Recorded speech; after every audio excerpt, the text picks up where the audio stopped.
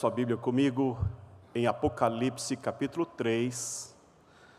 Apocalipse capítulo 3, nós vamos ler do versículo 14 até o versículo 22. Apocalipse 3, do 14 ao 22. E nesta manhã eu quero abordar com você esse texto pensando na seguinte expressão: Jesus convoca ao fervor espiritual. Jesus convoca ao fervor espiritual.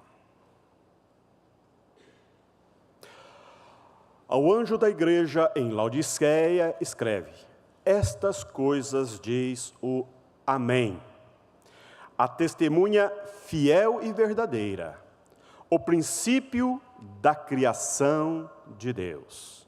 Conheço as tuas obras, que nem és frio, nem quente. Quem dera fosses frio ou quente. Assim, porque és morno, e nem és quente nem frio, estou a ponto de vomitar-te da minha boca. Pois dizes: estou rico e abastado, e não preciso de coisa alguma, e nem sabes que tu és infeliz. Sim, miserável, pobre, cego e nu. Aconselho-te que de mim compres ouro refinado pelo fogo para te enriqueceres, vestiduras brancas para te vestires, a fim de que não seja manifesta a vergonha da tua nudez, e colírio para ungires os olhos, a fim de que vejas. Eu repreendo e disciplino a quantos amo. Sê, pois, zeloso e arrepende-te. Eis que estou à porta e bato. Se alguém ouvir a minha voz e abrir a porta, entrarei em sua casa e cearei com ele e ele comigo. Ao vencedor, dar-lhe-ei sentar-se comigo no meu trono, assim como também eu venci e me sentei com meu Pai no seu trono. Quem tem ouvidos, ouça o que o Espírito diz às igrejas. Bondoso Deus e eterno Pai, carecemos de Ti, Senhor, carecemos de Ti.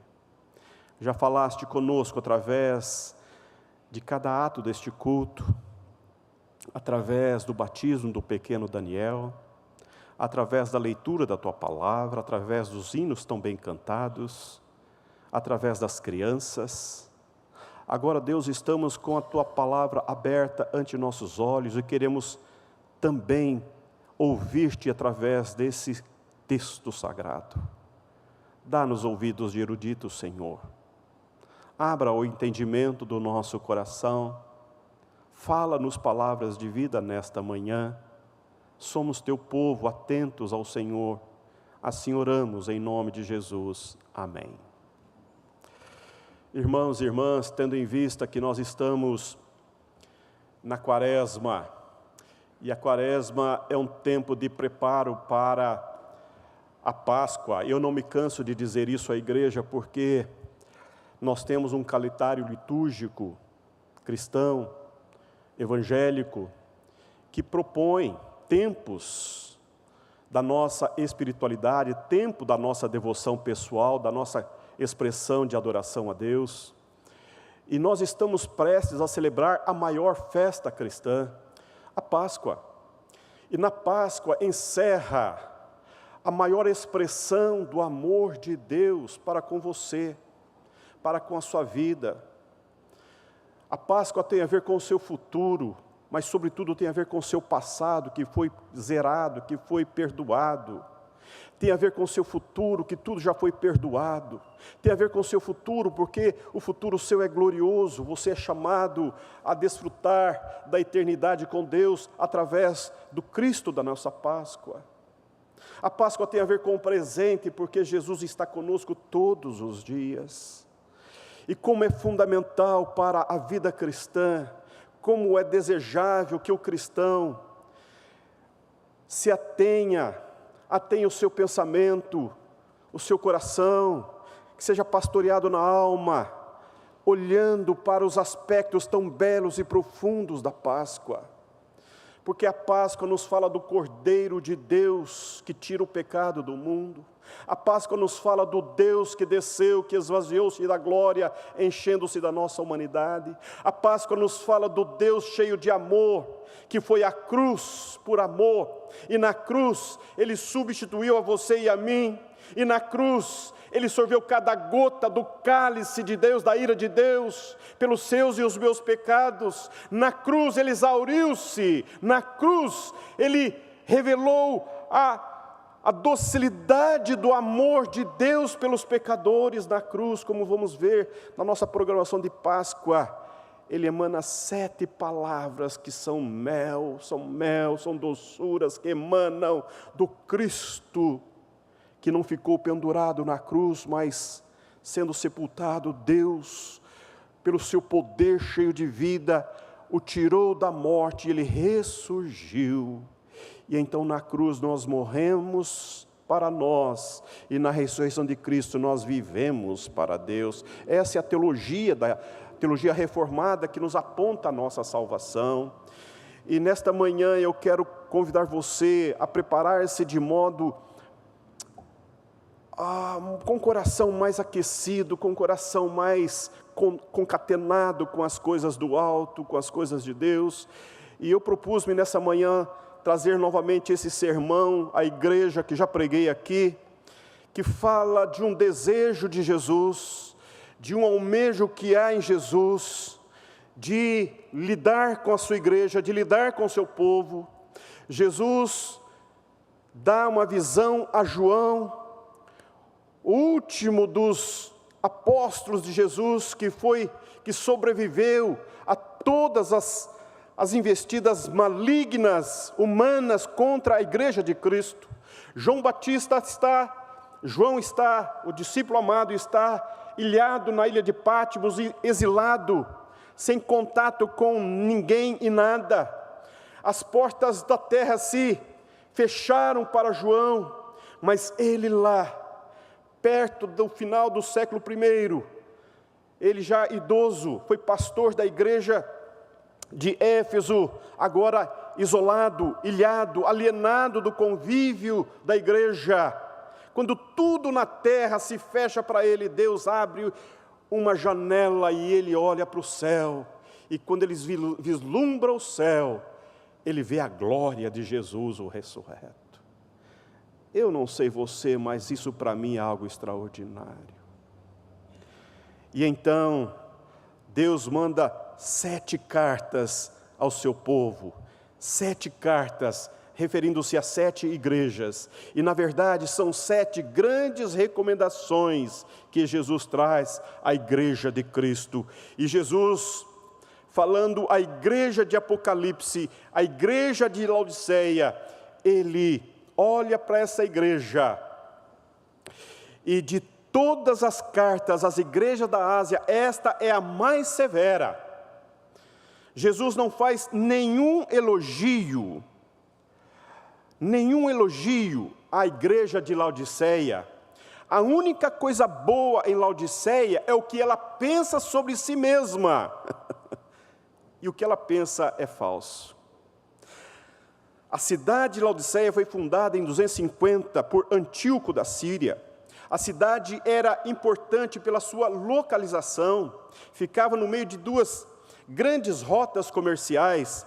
Era uma cidade muito rica, uma cidade opulenta.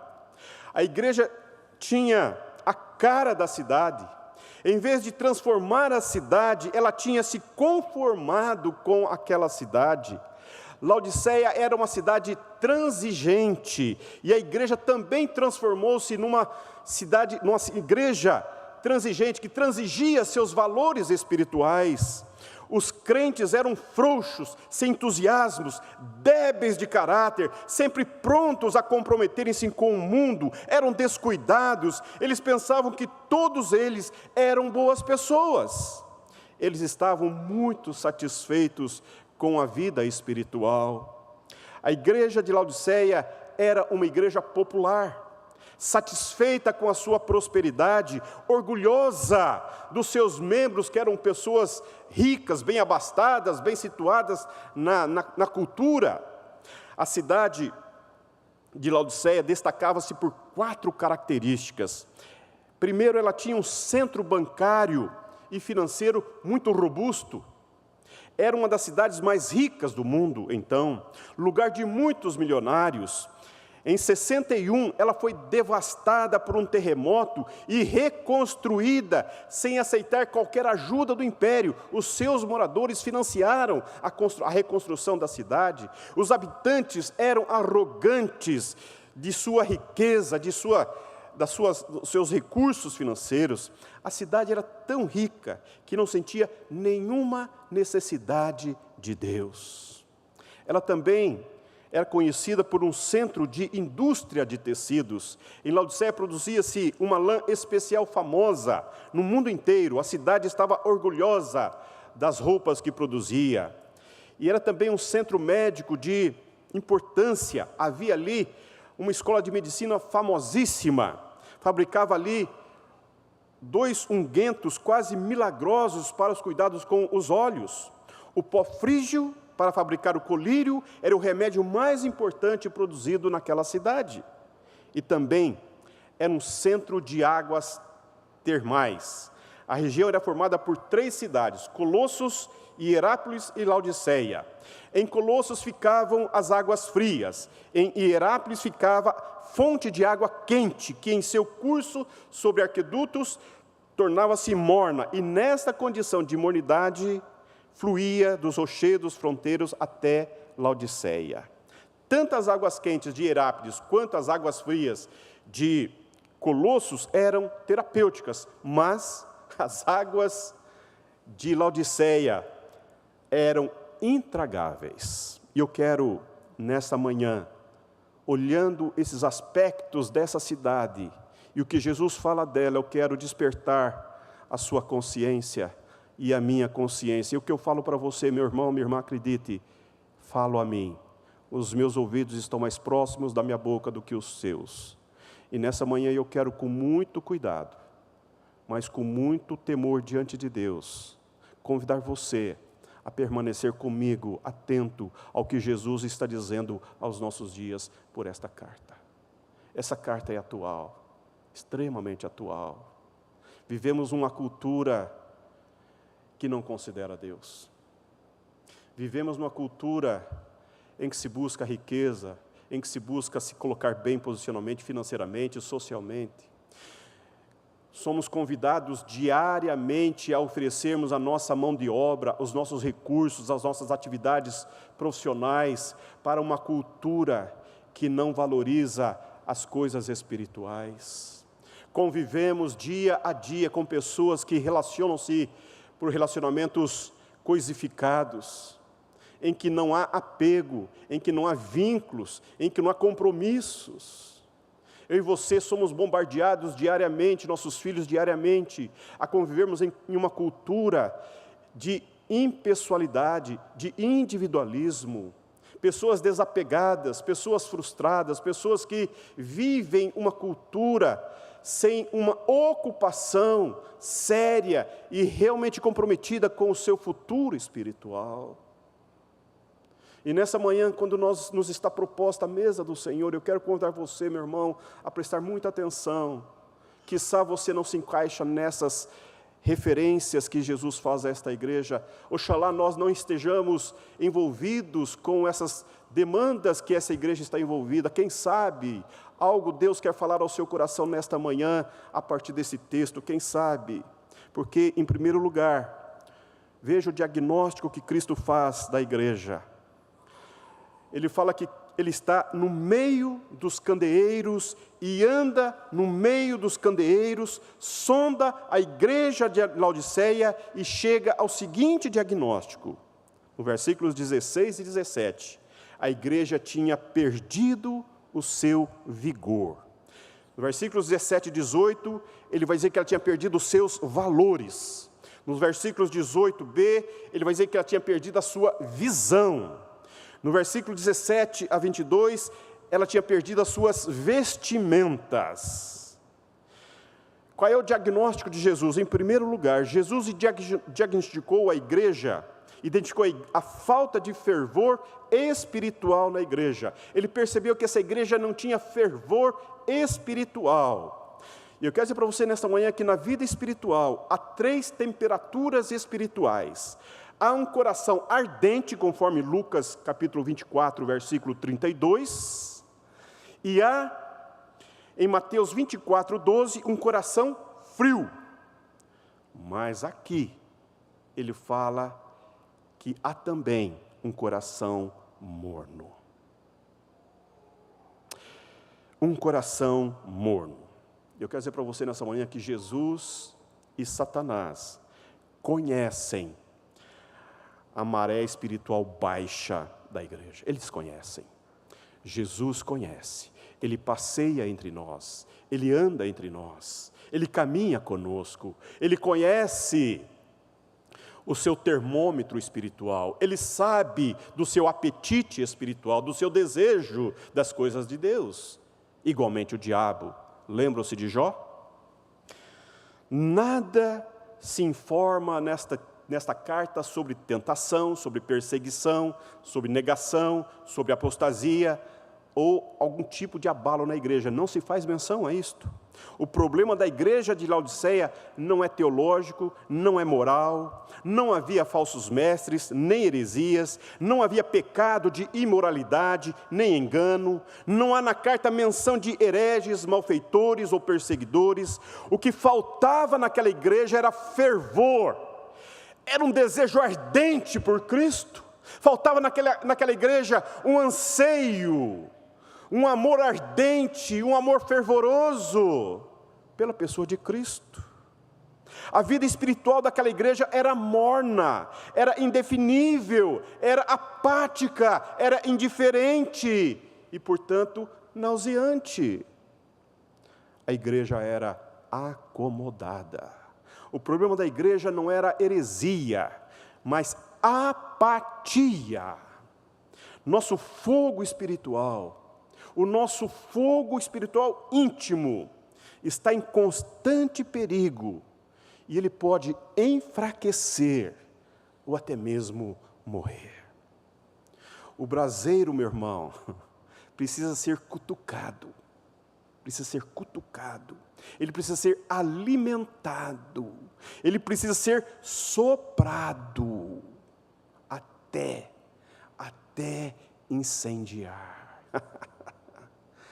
Eu quero dizer para você nessa manhã que Deus está, através desta igreja, trazendo-nos um grande desafio, trazendo-nos uma grande e severa advertência. Cuidado com a acomodação, cuidado com a apatia, porque a apatia é sinal claro de uma enfermidade, de uma doença, porque a apatia leva à inanição. Um sujeito, uma pessoa, quando está doente, a primeira coisa que ela perde é o apetite, a vontade de comer.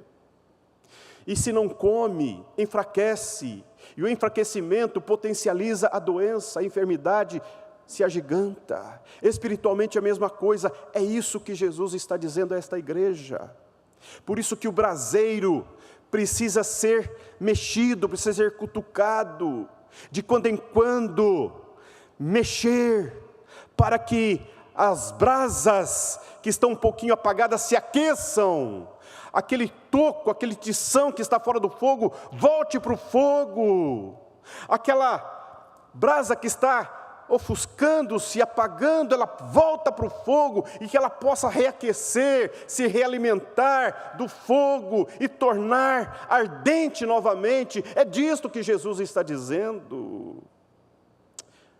Há pessoas que fogem desse ardor no coração, desse fervor no coração, porque tem medo do fanatismo. Mas fervor não é a mesma coisa que fanatismo. Fanatismo, meu irmão, é um fervor irracional. É uma coisa que se pratica sem pensar, sem raciocinar, sem lógica. O que Jesus está dizendo aqui é que há necessidade de também pela mente haver uma renovação. E ele está chamando essa atenção. Jonathan Edwards disse que precisamos ter luz na mente e fogo no coração. A verdade de Deus é lógica em fogo, diz Jonathan Edwards. Jonathan Edwards está dizendo, olha, a palavra de Deus, ela ilumina a mente e ela faz arder o coração. E nessa manhã o que Deus está falando para você através dessa palavra, é isto que eu quero chamar-te a atenção, presta atenção. Muitos crentes têm medo do fanatismo e acomodam-se numa estrutura religiosa confortável. Estruturou uma agenda espiritual e fica naquilo, e fica nisso, não avança. É domingo de manhã e acabou. É domingo de manhã eu levo a Bíblia, domingo de manhã eu canto, domingo de manhã eu faço minhas orações, e domingo acabou. Durante a semana, é no automático. Ô, meu irmão, presta atenção. Não podemos ter medo das emoções, mas do emocionalismo. Jesus identificou que um crente morno é pior do que um incrédulo frio. Veja o versículo 15, olha lá. Conheço as tuas obras, que nem és frio nem quente. Quem deras fosse frio ou quente. É melhor ser gélido do que tépido ou morno. É mais honroso ser um ateu declarado do que ser um membro incrédulo de uma igreja cristã evangélica. A queixa de Jesus contra os fariseus e contra a hipocrisia deles era bem maior do que as dificuldades daqueles que extorquiam o povo com os impostos a Roma. Ele tinha maior piedade e compaixão dos cobradores de impostos, mas ele odiava a hipocrisia dos fariseus que impunham pesados fardos sobre o povo de Deus. Alguém que nunca fez profissão de fé e tem a consciência de sua completa falta de vida moral, é muito mais fácil de ser ajudado que algum outro que se julga cristão, mas não nutre um fervor, um ardor pelas coisas de Deus e pelo próprio Deus. Como é difícil lidar com um cristão velho, maduro, já antigo na fé, mas que não revela esse apego, esta paixão, esse anseio, não pelas coisas de Deus, mas pelo próprio Deus, não pelas bênçãos de Deus, mas pela própria pessoa adorável de Deus. Uma pessoa morna é aquela que há um contraste entre o que diz e o que pensa ser. De um lado é o que ela realmente é, do outro não é. Isso é mornidade, é ser morno, é ser cego, é ser indiferente à sua própria condição, não consegue ver, não consegue se aperceber. Há uma doença e nesta manhã Jesus está alfinetando a sua e a minha consciência, porque nós vamos celebrar a Páscoa do nosso Salvador. E Jesus fala da tragédia do auto-engano. Veja o versículo 17. Pois dizes, estou rico e abastado, e não preciso de coisa alguma, e nem sabes que tu és infeliz, sim, miserável, pobre, cego e nu. Laodiceia se considerava rica e era pobre. O fariseu deu graças por não ser como os demais homens. Aquela igreja tinha culto, Aquela igreja tinha escola dominical, aquela igreja participava da Santa Ceia, aquela igreja fazia os seus ritos processuais de adoração, havia pastor, havia toda a liderança, mas não havia graça, não havia beleza, não havia adoração genuína, não havia um quebrantamento na alma, um quebrantamento no coração, não havia um desejo profundo na alma de ser tocado, de ser tocada, de ser movido, de ser movida pelo Espírito Santo. Não havia uma santa e humilde, uma santa e devota humildade no coração, de reconhecer a sua própria vileza, o seu próprio pecado, a sua própria condição existencial. Aquela igreja estava tão envolvida com os valores, os desvalores da cultura, tão envolvida com os processos culturais, ela estava tão mergulhada no seu modus de vida, que a fé tornou-se apenas processual, apenas daqui para lá. Não havia nada de dentro que, de fato, agradasse a Deus. Havia apenas os processos, apenas externos, porque internamente era uma igreja apática, era uma igreja indiferente, era uma igreja que não era tocada, que não era movida, ela estava cheia de si, ela estava abastada, ela era rica. Ô, meu irmão, deixa eu dizer uma coisa para você.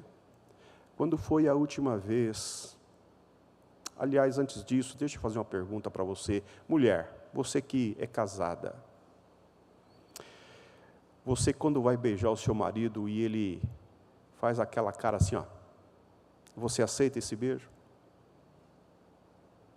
Quando vai abraçar, ele vem com aquele abraço frouxo. Fala sério. Fala sério. Eu tenho uma mulher exigente. Muito exigente. Eu acho que todas deviam ser muito exigentes. Abraça direito, homem.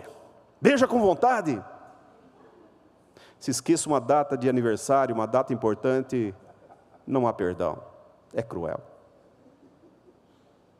Quer dizer para você nesta manhã que Jesus está dizendo a mesma coisa para esta igreja. Vocês falam que são meus, mas vocês não me pertencem. Vocês pertencem mais a vocês mesmos do que a mim. Vocês adoram-me, mas vocês adoram a si próprios. Vocês não adoram a mim. Vocês não se reconhecem. E eu os conheço, eu sei quem vocês são, eu conheço a sua história, eu conheço o seu passado, eu conheço o seu futuro, eu sei como vocês andam, eu sei o que se passa durante a semana na mente, no coração, eu sei das perguntas que vocês fazem, eu sei das misérias que vocês sofrem, eu sei dos choros que vocês choram, eu sei das angústias que vocês angustiam-se a alma, eu sei dos prejuízos existenciais que vocês enfrentam. Ô, meu irmão, nessa manhã Deus está falando isso para você, Cristo está dizendo para você, eu conheço você. Eu conheço a sua dor, eu conheço a sua angústia, eu conheço a sua dificuldade. Não faça cara de paisagem, não me venha com abraços frouxos, não me venha com palavras doces, mas o coração está distante de mim, não me venha com elogios, quando na verdade não há nada dentro de você que queira falar algo para mim, você está cheio de si. Não há coisa mais horrorosa para uma pessoa viver na contramão de Deus. Pior é ser um cristão que está tão distante de Jesus no coração, que mantém uma relação tão distanciada no coração de Jesus. Jesus, eu dou o dízimo, Jesus, ok, eu dou o dízimo. Pode deixar, eu dou o dízimo. Talvez eu não dê o dízimo, mas eu dou uma oferta. Uma oferta eu dou, Senhor. Uma oferta, afinal de contas eu tenho tantas necessidades. Ok, eu vou na igreja, sim, eu estarei na igreja, nem todo domingo, porque eu não sou de ferro, né, Jesus, mas eu vou, de quando em quando eu apareço lá. Sabe essas coisas que você quer fazer algumas coisas, e você faz algumas coisas, e você está mantendo uma relação à distância de Jesus, fazendo algumas coisas que você acha que são interessantes, e que Jesus vai se agradar das coisas que você faz para Ele. Essa igreja está fazendo exatamente isto, e Ele está no meio da igreja dizendo, não, absolutamente não aceito isto. Vocês estão cheios de vocês. E nessa manhã, meu irmão, eu preciso dizer para você, cuidado, papai. Cuidado com seus processos domésticos. As coisas começam lá em casa. As coisas começam no dia a dia. As coisas começam na segunda-feira de manhã, quando você sai de casa e liga o piloto automático. Sabe o que é piloto automático? O carro já sabe o endereço do seu trabalho, ele vai automaticamente. E quando você vai, você passa por semáforos e você não percebe que ele está verde ou vermelho. E enquanto você está no semáforo vermelho, você está olhando o celular, você está pensando tantas coisas que você tem que fazer. E você vai puxando pela mente toda a sua rotina, e você vai se ocupando de tantas coisas, e você fica no piloto automático. E de vez em quando a mulher tem que dar uma sacudida. Ô, homem, está tudo bem aí? Está tudo certo. Que coisa terrível nós vivermos no piloto automático. Pessoas que passam pela vida e não a vivem. Pessoas que estão na igreja, mas o coração não está em Cristo. Pessoas que sentam-se nos bancos da igreja, mas não estão verdadeiramente aproveitando, apropriando-se do Cristo presente entre nós. Que não estão internalizando essas impressões gloriosas do céu, que vem a nossa alma e pastoreia a nossa alma, e a palavra de Deus que ajusta, que integra o nosso coração. Pessoas que estão absolutamente inteiras aqui fisicamente, mas tão distantes na alma e no coração, o pensamento tão longe de si mesmas, deitam-se na mesma cama, mas não há comunhão, sentam-se à mesma mesa, mas não tem diálogo, não tem expressão de vida, de unidade, de comunhão, conversam sobre tantas coisas, mas não falam de si mesmas. Jesus está dizendo dessas coisas. Vivemos tempos em que as pessoas estão tão absurdas, envolvidas com seus próprios desafios e prejuízos, que não sabem mais o endereço do Evangelho. Ô meu irmão, minha irmã, nessa manhã eu quero convidar você a considerar o que Jesus está dizendo dessa tragédia do auto-engano. Quer dizer para você que a pior ação do diabo na vida de um crente é cegá-lo, é fazê-lo ficar cego, porque a cegueira nos tira a visão, a cegueira nos tira a capacidade de enxergar a nossa própria condição, a cegueira nos limita a vermos de fato como somos e como estamos, e aí não há muito o que fazer. Jesus está dizendo nessa manhã a mim e a você, cuidado. Mas veja o que ele vai dizer, eu quero chamar sua atenção, versículo 18, aconselho-te que de mim compres ouro refinado pelo fogo, para te enriqueceres, vestiduras brancas para te vestires, a fim de que não seja manifesta a vergonha da tua nudez, e colírio para ungires os olhos, a fim de que vejas. Jesus está dizendo àquela igreja a mesma coisa que Deus disse lá pelo profeta Isaías no capítulo 55. Vinde, comprai e bebeis sem preço vinho e leite. Sim, vinde. Eu quero dizer para você nessa manhã que Jesus é maravilhoso. A presença de Jesus não é apenas de denunciar, não é apenas de revelar, não é apenas de apresentar a você como você está, não é apenas de desconstruir o pensamento que você tem sobre você, mas Ele lhe propõe, Ele lhe convida, e aqui Ele poderia determinar, porque Ele é o alfa, Ele é o ômega, Ele é o eu sou, Ele poderia dar uma palavra de ordem, mas aqui Ele vem numa palavra de aconselhamento, e Ele fala, aconselho-te que de mim compre ouro refinado pelo fogo. Ele está dizendo, eu quero que você viva a vida que eu tenho para você. Nessa manhã, meu irmão, eu quero convidar você, nesse período de Páscoa, faça uma revisão da sua vida, faça uma revisão dos seus valores, faça uma revisão daquilo que sustenta os seus processos decisórios, revisite a sua relação de fé em Cristo Jesus, retome corajosamente a sua comunicabilidade da sua alma com Jesus, retome urgentemente aquele momento de solitude, de estar só, e de você falar com a sua alma, trazendo Jesus a esta conversa de de pessoalidade. Fala para Jesus as suas tragédias, as suas miserabilidades. Isto é adquirir ouro, isto é adquirir ouro. Eu quero dizer para você que ouro é viver plena e totalmente. Ouro tem a ver com intensidade de vida, com leveza na alma, com pastoreio da alma, com oxigenação do coração, com ajustamento da mente. Ouro de vida tem a ver com a presença gloriosa de Jesus diariamente em nós, vivemos nele, para ele, na glória dele. Eu não consigo imaginar, você me perdoe, mas como pode um cristão passar um dia inteiro sem ler a palavra de Deus, 2 dias plenos sem ter uma comunicação com a sua alma, 3 dias, isto é terrível, porque não apenas vai se tornando frágil, mas sobretudo vai se enchendo, se entulhando de lixo.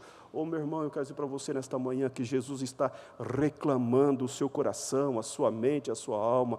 Ele não está falando das coisas que você deve fazer para Ele, Ele não está pedindo coisas para você. O que Ele quer é entrar na tua vida, é participar da tua vida, é dar sentido para a sua vida, é fazer habitação no seu coração, é ser a centralidade do teu pensamento, é ter você para Ele. É isto que ele está dizendo. Essa igreja é minha, essa igreja me pertence, mas vocês acham que não, mas vocês me pertencem. E é isso que ele está dizendo para a igreja. Fazia culto, mas não havia culto. Em outro lugar, ele está dizendo, para que compres vestiduras brancas, para te vestires, a fim de que não seja manifesta a vergonha da tua nudez. A coisa mais evidente de uma vida cristã sem o poder do Espírito Santo são as inconsistências que nós temos diante dos desafios da vida. São essas inconsistências que são flagrosamente comprovadas quando nós passamos por aflições, passamos por lutas, passamos por dificuldades. Quando nós somos colocados nos becos sem saída, somos encurralados por Deus, somos confrontados com a nossa falta de recursos, com a nossa falta de repertório, e nós nos sentimos absolutamente fracos, isolados, alienados, sozinhos, tão sozinhos que nem conseguimos orar. E aí então, é preciso que alguém venha e ponha as mãos sobre as pessoas. Eu quero dizer isso para você, meu irmão. Jesus está dizendo, venha. Eu vou vestir a tua nudez, eu vou dar dignidade, eu vou revestir você com a minha palavra, com a minha presença. Você será fortalecido, revestido de autoridade, e ninguém mais vai ficar vendo as suas vergonhas. Jesus quer uma igreja e uma família que de fato revele a presença gloriosa, amorosa e poderosa dEle dentro dela. Eu louvo a Deus porque convivemos aqui com famílias que vivem essa realidade.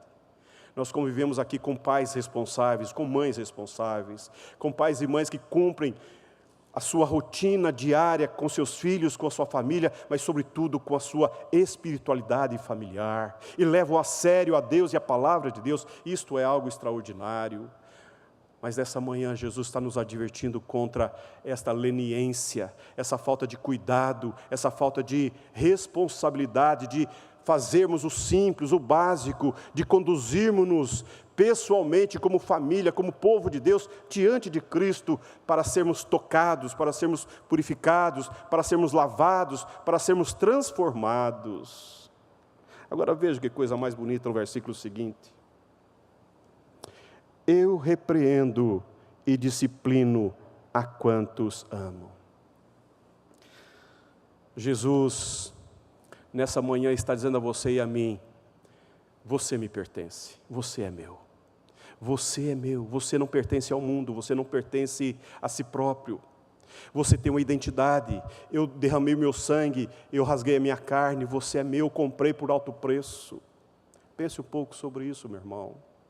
Jesus está reclamando você para Ele, está reclamando a sua família para Ele. Ele está dizendo para essa igreja, vocês não se conduzem sozinhos, vocês não se portam sozinhos na vida, vocês não têm chance alguma na vida sem mim, por isso que eu estou aqui, por isso que eu estou advertindo, por isso que eu estou repreendendo, porque eu vos amo, vocês me pertencem.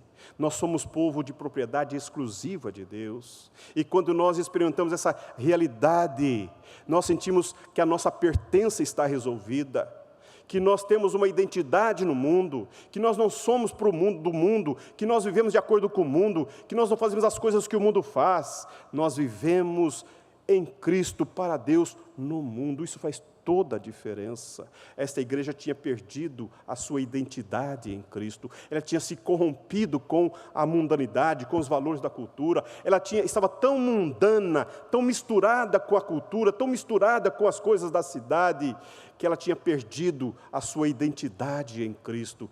E Jesus vem com todo amor e cuidado e diz: vocês me pertencem, vocês são meus. E nesta manhã eu preciso dizer para você, papai, os seus filhos são de Jesus, a sua família pertence a Jesus. Cuide disso, cuide, leve a sério, consagre a sua vida diariamente ao Senhor, consagre seus filhos ao Senhor, converse com eles sobre a palavra de Deus, sobre a pessoa de Jesus dentro de casa. Não relativize os valores espirituais dentro de casa, não permita que a imundície da cultura adentre a intimidade do lar, e então vai confundindo a mente e o coração dos seus filhos com coisas que não dizem respeito ao Evangelho de Cristo. Cuidado, cuidado. Nós aqui estamos nos esforçando para que você tenha maior contribuição na sua educação com seus filhos, porque tudo é passageiro, tudo passa e tudo passa rapidamente. Daqui a pouco seus filhos são adolescentes, e daqui a pouco eles estão buscando casamento, daqui a pouco eles estão no mercado de trabalho, daqui a pouco você vai ver, puxa vida, foi tão rápido. E quantos pais amargam choro porque deixou de fazer o simples com seus filhos dentro de casa, porque os pais foram relapsos no ensino da educação cristã dos seus filhos dentro de casa. Jesus está dizendo-nos nessa manhã: vocês são meus, a sua família me pertence, vocês não devem portar-se como o mundo porta, vocês não devem viver como o mundo vive. E nessa manhã, ele então faz um apelo: sê, pois, zeloso e arrepende-te. Eu quero dizer para você que não nutrir no coração um apego a Jesus, um apego na alma e no coração a Jesus, é pecado, é pecado. Não estar diariamente comprometido, envolvido plenamente com a palavra de Deus, vivendo uma vida para a glória de Deus, é pecado, é omissão. É não considerar a palavra de Deus, é não estabelecer prioridades na tua vida, arbitrar prioridades no teu coração. Quando você negocia a presença espiritual de Cristo diariamente na tua mente, no teu coração, você está propenso a descaminhar-se, a encaminhar-se de modo diverso aos princípios e valores da palavra de Deus. Jesus está severamente advertindo aquela igreja: arrepende-te de onde caíste, volta-te. Arrependimento, meu irmão, é reconhecimento do pecado, é reconhecimento da falta, é reconhecimento do erro, é reconhecimento de uma conduta inadequada e voltar-se para uma conduta ajustada, adequada, correta. É isso que Jesus está dizendo a essa igreja. Ele vem com palavras duras, ele vem com advertências severas, ele expõe a sua tragédia para a própria igreja, e então ele fala: eu faço isso porque eu os amo, vocês me pertencem. E agora ele dá uma advertência: arrepende-te, arrepende-te. Eu quero dizer para você que Quaresma é um momento oportuno para arrependimento. Eu não sei como você entrou aqui, eu não sei como você entrou aqui nessa manhã, se você está frustrado ou frustrada, se você está apenas fazendo um processo religioso, se você veio para agradar mamãe e papai, se você veio para agradar alguém, se você veio, eu não sei.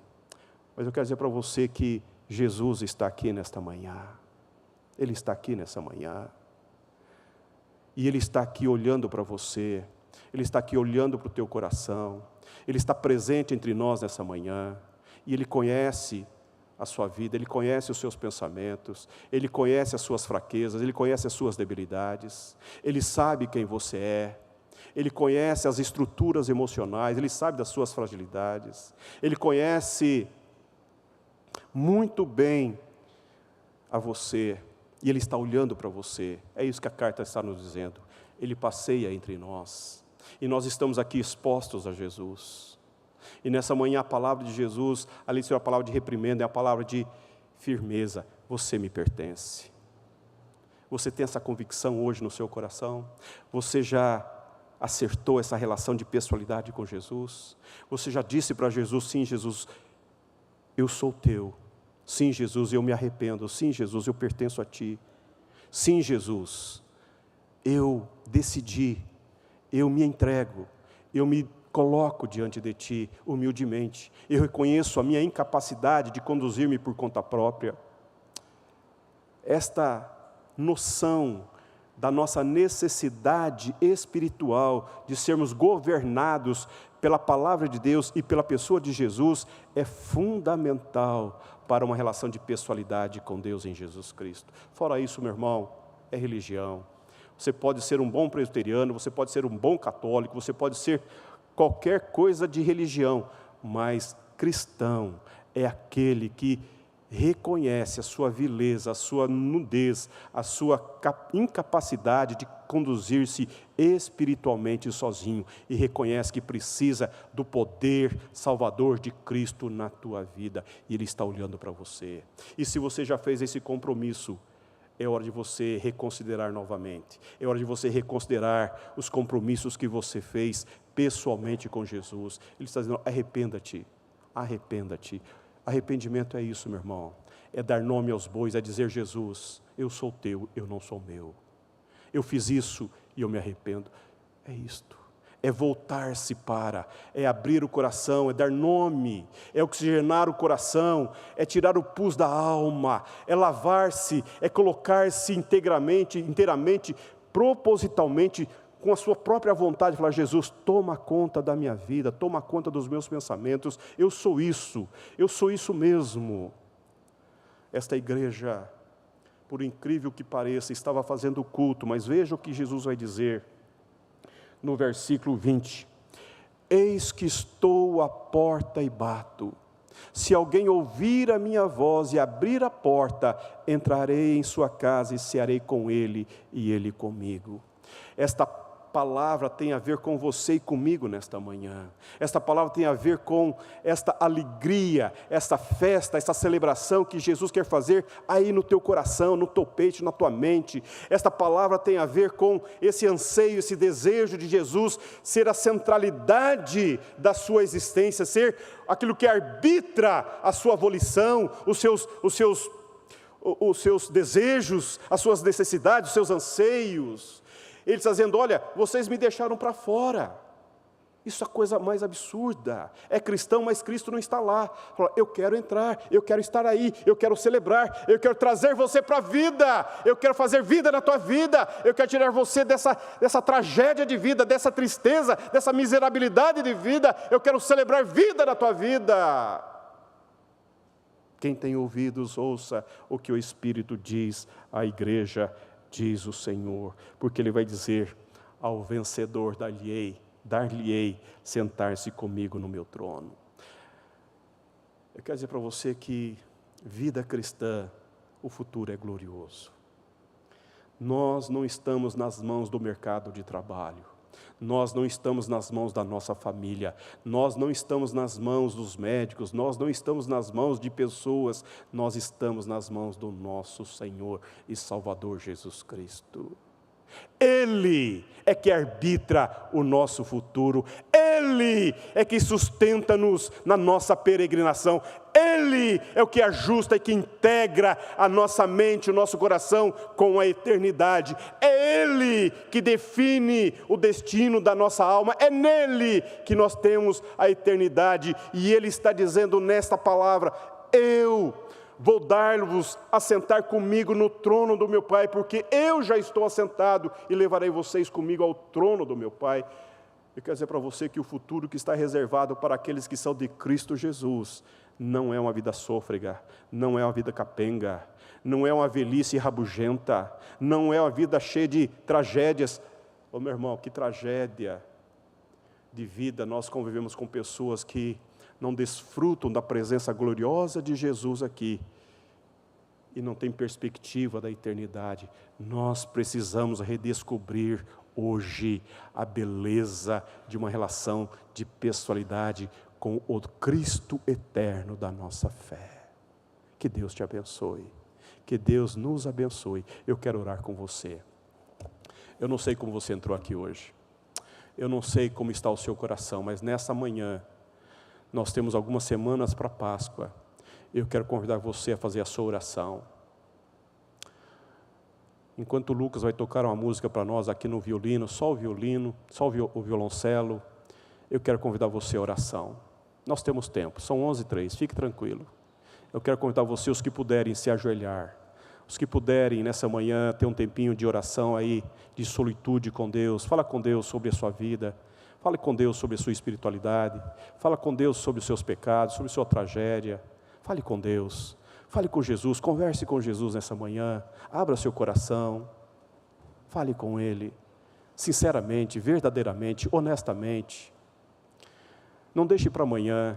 Hoje é o dia que Jesus chama você e a mim para uma conversa séria, honesta, genuína, verdadeira. Não se omita, não procrastine, não deixe para depois o que você pode fazer agora. Fale seriamente com Jesus.